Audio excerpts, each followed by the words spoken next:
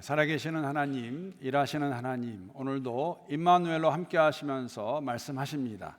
그 하나님의 말씀에 한번 힘차게 화답하겠습니다. 할렐루야. 제가 2주 전에 열왕기하 25장을 가지고 설교를 하면서 그렇게 말씀을 드렸습니다. 이스라엘 나라 왕국의 관점에서 보게 되면 열왕기하 25장이 마지막이 될 수 있다, 그렇게 말씀을 드렸습니다. 그 이유는 역대기는 똑같은 이스라엘 역사인데 남유다의 것을 기록하고 있고, 그 이후에 나오는 에스라, 느헤미야, 에스더는 이른 나라 백성의 이야기입니다. 만국 백성의 이야기이기 때문에, 더 나아가서 그 이후에 나오는 모든 책들은 열왕기 시대에 쓰여진 책이라고 말씀드릴 수 있기 때문에 그렇게 제가 설명을 드렸습니다. 지난주에 이어서 오늘 함께 살펴보는 잠언이 좋은 예입니다. 잠언의 대부분을 쓴 사람은 솔로몬입니다. 솔로몬은 너무나 잘 아시는 것과 같이 정말 지혜로운 자였고, 또 그 어떤 왕보다도, 왕뿐만 아니라 그 어떤 사람보다도 부귀영화를 누린 사람이 솔로몬이라 그렇게 말할 수 있습니다. 그 솔로몬이 기억나시죠? 잠언을 시작하면서 가장 먼저 선포하는 말씀이 뭐냐면은 1장 7절 말씀인데, 혹시 암송하는 분 계신지 모르겠어요. 여호와를 경외하는 것이 지식의 근본이거늘 미련한 자는 지혜와 훈계를 멸시하느니라. 저는 이 말씀 정도는 적어도 저에게 오시는 분들이면 암송했으면 좋겠습니다. 올려주시죠. 암송하는 마음으로 함께 읽겠습니다. 시작. 여호와를 경외하는 것이 지식의 근본이거늘 미련한 자는 지혜와 훈계를 멸시하느니라. 조물주이신 창조주 하나님을 인정하고 그분을 경외할 때 우리는 이 삶을 살아가면서 지혜로운 자로 살아갈 수 있음을 말하는 내용입니다. 그런데 여러분, 문제는 모든 사람이 하나님을 경외하지는 않습니다. 왜 그럴까요? 이유가 무엇일까요? 왜 하나님을 경외하지 않을까? 여러분, 하나님을 경외하기 위해서 필요한 것이 있다면 무엇일까요? 하나님을 아는 것이겠지요. 잠언 2장 4절 5절에 보게 되면 이런 말씀이 있습니다. 사람이 마치 은을 구하듯 아니면 보화를 구하듯 지혜를 찾으면 주님을 경외하는 길을 깨달을 수 있고, 더 나아가서 하나님을 아는 지식을 터득하게 될 것이라 그렇게 말하고 있습니다. 사실 이 말씀은 주님께서 우리가 소유하고 있는 영생에 대해서 말씀해 주는 내용과 일맥상통하는 말이기도 합니다. 여러분, 우리는 예수 안에서 영원한 생명을 얻었다 그렇게 고백하고 믿고 살아가는 사람들입니다. 그런데 만약에 누가 와서 영생이 무엇입니까? 라고 질문하면 무엇이라고 답하시겠습니까? 영원한 생명, 이 땅에서 죽으면 가는 곳이라고 말하는 것은 맞기도 하지만 다 맞지 않습니다. 왜냐하면 예수님께서는 영생을 이렇게 말씀하고 계시기 때문입니다. 오늘은 조금 제가 여러분들에게 요구하는 게 참 많아요. 잠언 1장 7절 말씀과 함께 이 말씀도 암송했으면 좋겠습니다. 영생은 곧 유일하신 참 하나님과 그가 보내신 자 예수 그리스도를 아는 것이니라. 요한복음 17장 3절 말씀 올려주시죠. 이 구절도 암송하는 마음으로 함께 읽겠습니다. 시작. 영생은 곧 유일하신 참 하나님과 그가 보내신 자 예수 그리스도를 아는 것이니라. 우리는 영원한 생명을 얻었다고 그렇게 말합니다. 이 영원한 생명은 예수 안에서 얻은 것이지만, 여러분, 이 땅에서 우리가 떠날 때에 AKA 죽을 때 가는 것이 아니라, 영생을 소유한 사람은 그 삶은 하나님을 알아가는 삶이라고 예수님은 저희들에게 말해주고 있고, 영원한 생명을 가지고 살아가는 사람은 하나님을 경외하는 사람이고, 하나님을 경외하는 사람은 이 땅에서 우리가 살아가는 동안에 지혜로운 삶의 모습으로 지혜로운 자로 살아갈 수가 있습니다. 그렇다면 이런 질문을 할 수 있습니다. 여러분, 어떠한 삶의 모습이 지혜로운 자의 삶의 모습일까요? 어떻게 살아갈 때 우리가 참 하나님을 경외하는 사람의 삶의 모습이라고 말할 수 있을까요? 물론 잠언에서 우리에게 주는 말은 뭐냐면 이런 것입니다. 악을 미워하고 악에서 떠나는 것입니다.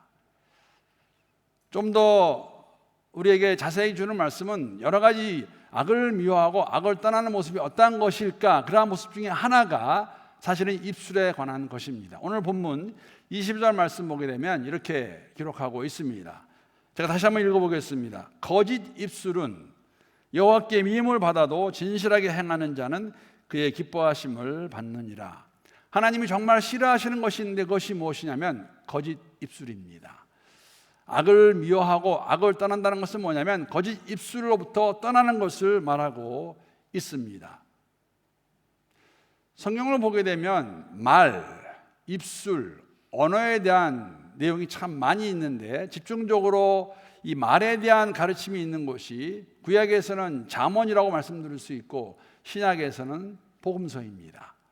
사복음서에 보게 되면 이 말에 대한 교훈이 참 많이 나오는데 여러분 잠언 몇 장까지 있는지 아시죠? 이건 아셔야 돼요. 왜냐하면 한 달이 31일 같이 잠언도 31장까지 있습니다. 그러면 그 다음 질문, 잠언 31장에 구절이 몇 개나 될까요? 여러분 다 안 쉬어보셔도 돼요. 인공지능에게 물어보면 바로 알려줍니다. 915개의 구절이 있습니다. 915 구절 되는 그 분량 가운데서 약 150개에서 200개의 내용이 말과 언어와 입술에 관한 내용입니다. 상당하지요? 잠언의 교훈 가운데서 약 거의 20%에 해당하는 내용이 말에 관한 것임을 저희가 알 수가 있습니다. 사복음서도 크게 다르지 않습니다. 예수님의 가르침 가운데에서 기록된 사복음서의 내용을 보게 되면 직접 간접적으로 말 그리고 말과 연관된 용서라든지 분노, 사랑, 진실, 기도와 같은 그런 것을 같이 살펴보게 되면 사복음서에서도 거의 한 20%에서 25% 정도가 말과 관련된 직접 간접적으로 우리에게 주시는 말씀임을 알 수가 있습니다. 그래서 여러분 이렇게 말씀을 드려도 전혀 무리가 아닙니다. 하나님을 경외하는 자의 삶 가운데서 언어 생활은 절대적으로 리딤돼야 되는, 구속돼야 되는 삶의 영역입니다. 다시 말씀드리면 언어 생활의 회복이 하나님을 진심으로 경외하는 삶의 모습인 것을 나타내는 증거라고 말씀드릴 수가 있습니다. 하나님을 안다고 고백하면서 그분을 따라가는, 그분을 믿고 예수를 따라가는 삶의 모습 가운데서 여러분 언어 생활에 변화가 없다면 이것은 무엇을 말하는 것일까요? 물론 이 언어 생활의 회복이 내 말에 여러분 이것에 대한 삶이 쉽지 않은 것은 저희들이 잘 알고 있습니다.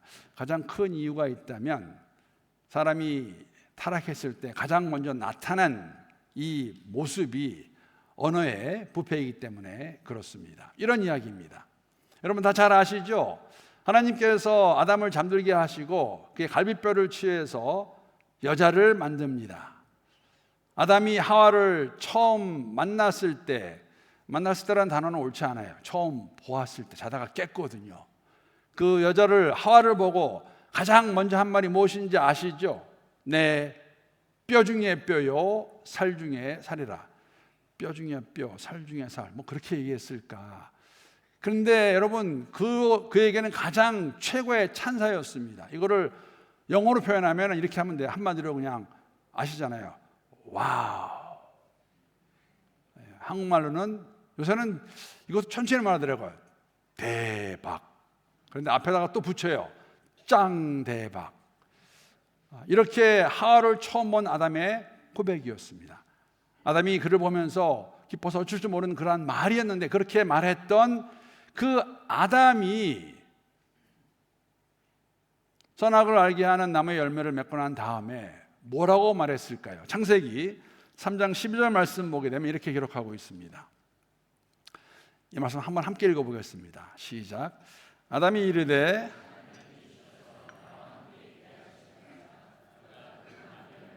내게 주므로 내가 먹었나이다. 선악을 알게 하는 나무의 열매를 먹었을 때 가장 먼저 알게 된 것은 뭐냐면 두 사람이 우리가 벌거벗었구나. 그래서 나뭇잎을 가지고 그 몸을 가립니다. 그리고 나무 뒤에 숨어 있습니다.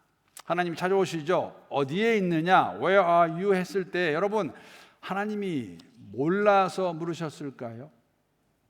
하나님이 원하는 대답이 뭐였을까요? 무엇이었을까요?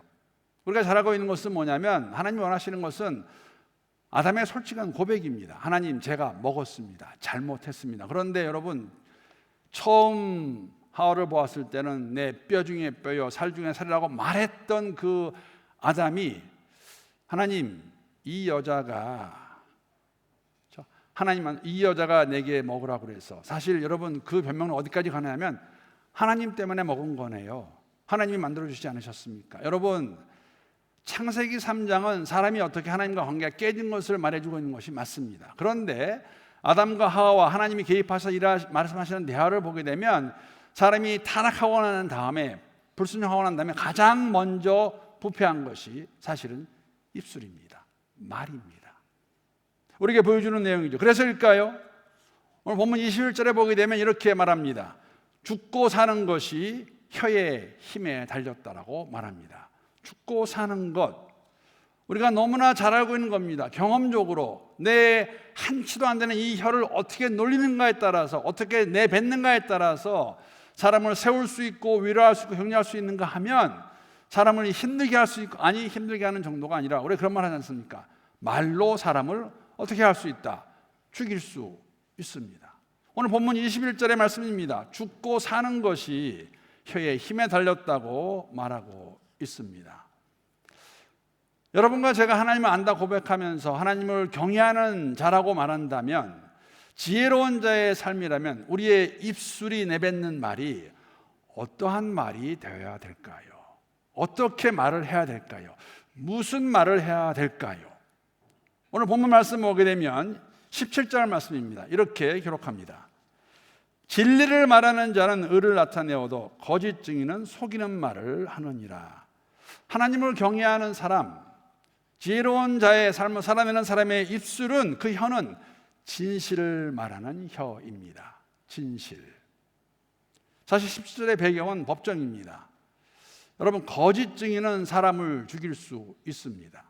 법정에서 여러분 가장 중요한 증거가 무엇입니까? 증인이 나타나는 것이죠. 내가 그 자리에 있었다, 내가 보았다, 그것이 한 사람이 아니라 두 사람이 되게 되면 그거는 진리로 받아들이죠. 그런데 거짓 증인이라 할지라도, 거짓 증언이라 할지라도 우리에게 주시는 말씀입니다. 여러분, 성경에 보게 되면은 진실을 말하지 않고 거짓 증언을 했기 때문에 사람을 죽이는 예가 성경에 있습니다. 아실 수 있는 내용이기도 합니다. 여러분, 아합이라는 왕 기억나시죠? 열왕기에 등장하는 아합, 아주 악한 왕입니다. 그 아내는 더 악하다고 말씀드렸잖아요. 이사벨. 아합은 왕임에도 불구하고 사람이 뭐가 있으면 많으면 더 그런 마음이 생기는 것 같아요. 자신의 궁 옆에 있는 나봇이라는 사람이 가지고 있는 포도원을 보고 아합이 그 포도원을 탐냅니다. 하필이면 왜 또 나봇의 포도원이었을까? 그래서 나봇에게 뭐라고 말하냐면, 내가 좋은 값을 치를 테니까 그 포도원 나한테 팔아라 라고 말합니다. 그러면 저와 여러분 같으면 그냥, 그래? 왕이 사겠다고 해서 조금 더 값을 부를지도 모르겠어요. 그런데 나봇은 그 땅을, 그 포도원을 팔지 않습니다. 왜냐하면 하나님이 원치 않으시는 것이기 때문에 팔지 않습니다. 그랬을 때 아합이 이것을 가지고 눕습니다. 막 화가 나고 이 분을 어떻게 이기지 못하는 그러한 모습을 이세벨이 봅니다. 그 이야기를 듣고 뭐라 하냐면, 그러면 내가 그 포도원을 당신에게 주겠다라고 말하고 난 다음에 어떻게 해서 그 포도원을 가져다가 나봇의 포도원을 아합에게 주었을까요?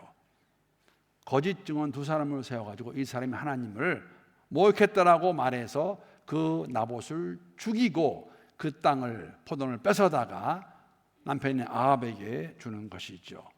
거짓 증언으로 인해서 사람이 죽는 것, 성경에 있는 예이기도 합니다. 그래서 오늘 본문에 보게 되면 이러한 것을 이렇게 설명합니다. 본문 17절, 18절 앞부분이에요. 우리 한번 함께 읽어보겠습니다. 시작. 칼로 찌름같이 함부로 말하는 자가 있거니와. 말이 칼과 같은 것이죠.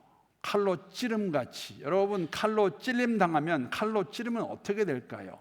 상처를 입고 죽기까지 하겠지요. 여기 나와 있는 함부로 말하는 자, 이 의미는 막말하는 사람입니다. 어떤 사람이 막말하는 사람일까요? 분별 없이 말하는 사람, 경솔하게 짓거리는 사람, 생각하지 않고 함부로 뱉어내는 사람. 맹목적이긴 하지만은 감정적인 발언을 가리킬 때 쓰는 그 말이 그러한 사람을 가리켜서 막말하는 사람이라 그렇게 말할 수가 있습니다. 의미는 여러분 악의가 없다 할지라도 상대방의 처지나 감정을 고려하지 않고 생각나는 대로 뱉는 경솔한 말, 그런 언어 습관을 가진 사람을 가리켜서 막말하는 사람이라는 것이죠. 함부로 말하는 사람이라는 것이죠. 진실이 아닙니다. 제가 슬픈 통계 하나 가지고 왔습니다. 한국 민족과 일본 민족, 여러분 인구의 비례를 감안하면 한국 남한은 5천만입니다. 일본의 인구는 1억 2천만입니다. 그러니까 인구 비례를 감안하게 되면 우리나라의 위증죄, 그러니까 일본의 몇 배나 더 많을까요? 700배가 더 많습니다. 무고 사건 숫자, 무고죄는 한 1000배가 더 많다고 합니다. 의미는 한국 법정에서 위증이나 남을 거짓으로 고소하고 고발하는 숫자가 사실은 일본과 비교해서 뿐만 아니라 세계에서 가장 높다고 합니다. 저는 조금 이해가 되는 부분이기도 해요. 제가 언젠가 말씀드린 것 같은데 제가 한국 TV 보다가 특히 제가 좋아하는 그 프로그램 있다고 말씀드렸잖아요. 나는 자연인이다. 세상을 뒤로하고 저 깊은 산속에서 혼자 살아가는 사람들, 그 간 사람 그 개그맨인데 이렇게 대화하다 보게 되면 정말 10중 8구는 그 산으로 간 이유 중에 하나가 저 세상에 살 때에, 사회에 살 때에 사기당해가지고 다 잃어버리고 그걸로 들어간 거예요. 그게 시작이 되어서 사기, 거짓말이죠. 더 안타까운 것은 여러분, 이러한 현실은 법정까지 가지 않아도 됩니다. 우리가 경험적으로 알고 있기 때문에, 더 나아가서 이러한 것이 여러분 교회 공동체 안에 없다라고 말할 수 없는 것이 더 우리를 힘들게 하는 것이 아닐까 생각해 보았습니다. 내가 말하는 것, 오늘 설교 제목과 같이 정말 거짓말이 아닌가? 속이는 말이 아닌가? 정말 진실된 말을 하고 있는 것일까? 우리 그런 마음들이 있더라고요. 다 말해놓고 나중에 그렇게 말하면 돼요. 아니면 말지 뭐. 우리의 언어 생활 어떠한가? 사실 교회 안에서 우리가 힘든 것은 뭐냐면 하나님의 은혜와 사랑을 말하면서 그 테두리 안에서 물론 모든 것이 다 용서가 되는 것 맞습니다. 그러나 어떻게 보면 그런 것 때문에 우리가 진리가 아닌 말을, 거짓말을 하면서도 너무 쉽게 생각하고 있는 것은 아닐까. 제 언어 생활도 다시 한번 생각해 보았습니다. 정말 리딤되어야 되는, 구속되어야 되는, 회복이 필요한 것이 있다면 우리의 언어 생활이 아닐까 생각하면서 하나님께서, 성령께서 여러분과 제 입술을 주장하여 주시기를 함께 기도합니다. 하나님을 경외하는 자로서, 지혜로운 자로서 우리가 입술을 함부로 놀리지 않고 대신 여러분 이러한 말 하면 얼마나 좋을까요? 18장 하반절에 보게 되면 이러한 말씀이 있습니다. 지혜로운 자의 혀는 양약과 같으니라. 지혜로운 자의 혀는, 그가 말하는 것은 양약과 같다고 그렇게 말하고 있습니다. 양약, 뭘 의미할까요? 양약과 같다, 치유하다, 고치다, 회복시키는 말을 가리켜서 그런 것이 양약과 같은 말이라고 말할 수 있죠.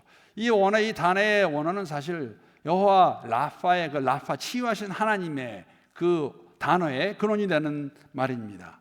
그러니까 지혜로운 자의 말은, 하나님을 경외하는 자의 말은, 그 입술은 사람을 감싸고 어려움 가운데 있는 사람들에게 힘을 더해주고 깨어진 관계를 회복시켜 주시는 그러한 치유의 말, 그런 말을 하는 것이 지혜로운 자의 말임을 저희들이 잘 알고 있습니다. 말씀해 주는 내용입니다. 하나님을 알아간다 고백할 때 여러분과 저의 입술이, 우리의 언어 생활이 정말 사람을 살리는, 사람을 세우는 그런 말이 될 수 있기를 소망합니다. 그러할 때 여러분 어떤 일이 있을까요? 교회 안에, 공동체 안에 화평이 이루어지는 것을 저희들에게 말씀해 주고 있습니다. 본문 20절 말씀입니다. 20절 말씀 한번 함께 읽어보겠습니다. 시작. 악을 꾀하는 자의 마음에는 화평을 운운하는 자.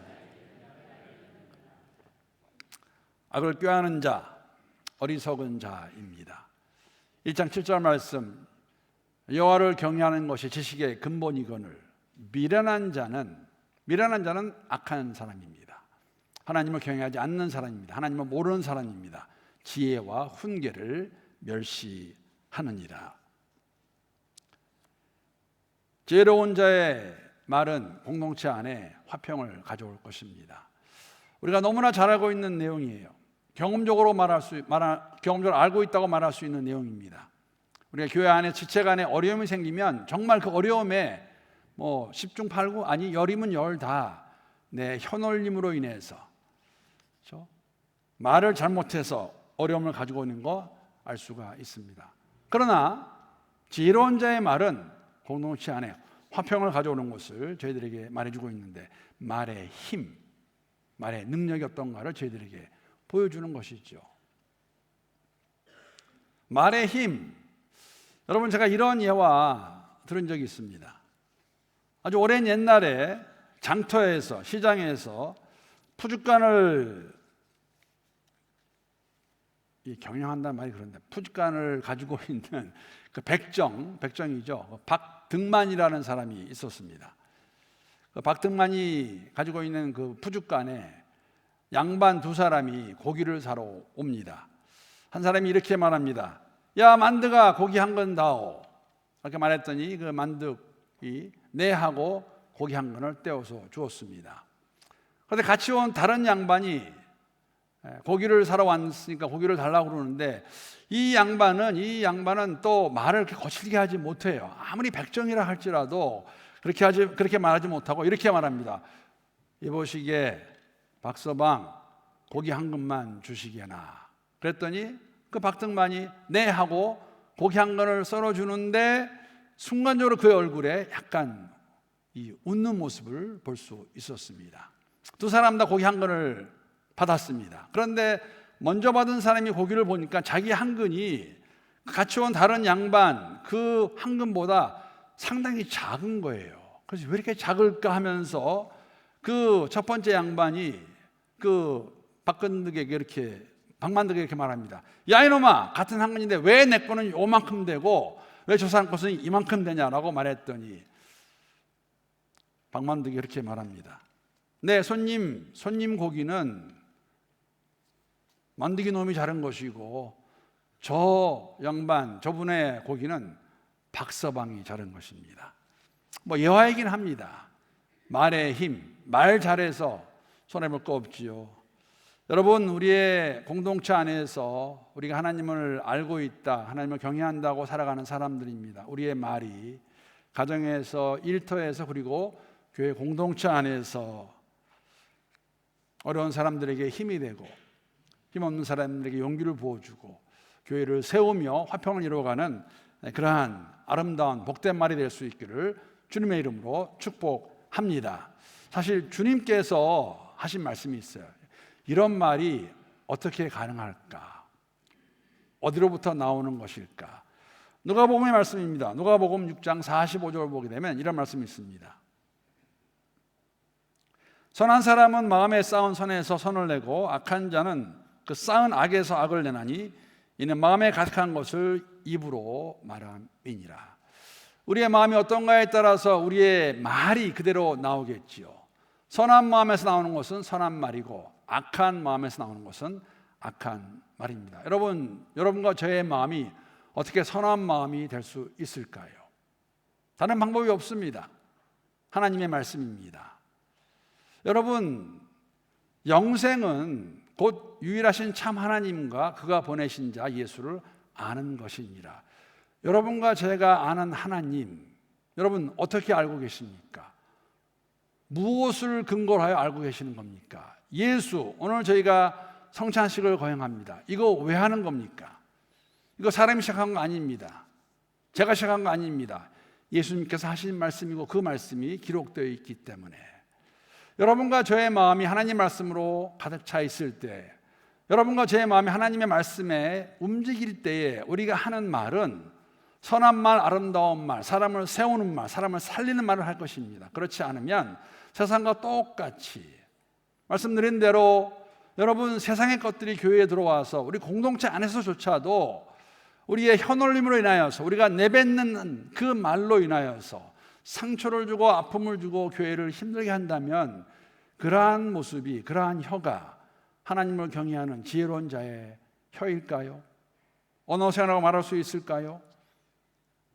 오늘 본문 말씀 보게 되면 이렇게 말씀하고 있는데, 제가 읽어보겠습니다. 진실한 입술은 영원히 보존되거니와 거짓 혀는 잠시 동안만 있을 뿐이니라. 여러분과 저의 입술은 영원히 보존될 입술입니다. 왜냐하면 우리는 예수 안에서 영원한 생명을 받은 사람이기 때문에 그렇습니다. 영원한 생명을 소유하는 사람들입니다. 그러면 우리의 입술은 영원히 보존될 입술인데, 여러분, 우리가 이 언어 생활을 어떻게 하고 있는 것일까? 우리 언어 생활이 정말 내가 하나님을 경외하는 자의 삶이라고 나타내는 그러한 증거의 삶으로 살아내고 있는 것일까? 여러분과 저 오늘 이 말씀을 통해서 함부로 우리가 입을 놀리지 않고 다시 한번 생각하고 기도하고, 이 말이 정말 하나님께서 원하시는 말일까? 하나님 주시는 말일까? 기뻐하시는 말일까?